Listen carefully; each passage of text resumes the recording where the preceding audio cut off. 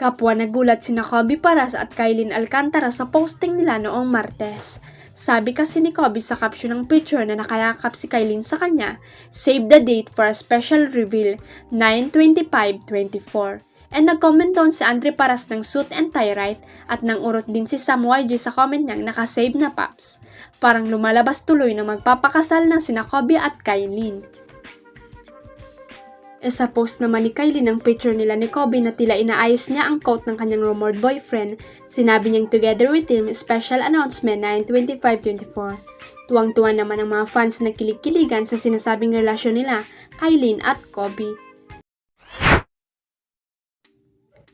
Mainit pa rin pinag-uusapan ngayon ng mga marites ang umano'y namamagitang something sa pagitan ni Liza Soberano at Jeffrey O.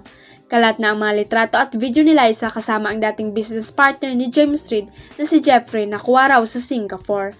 Si Jeffrey ang inakusa ni James na nanloko sa kanya sa kanilang negosyo kung saan milyong-milyong piso ang involved. Ito ang dahilan kung bakit tinanggal na nila sa Careless Talent Management ang record label ni Jeffrey.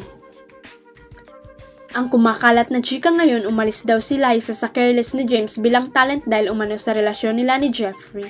Kasunod nito naglabas ng kanyang saloobin ang dating manager ni Liza na si RG Diaz matapos mapanood ang video kung saan magkasama nga ang dati niyang talent at si Jeffrey O sa Singapore.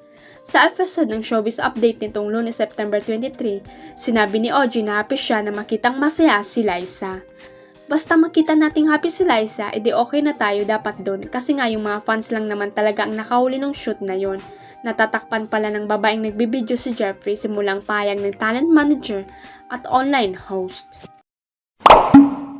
Huwag kalimutang i-click ang subscribe button at i-ring ang notification bell para sa latest at legit chika updates.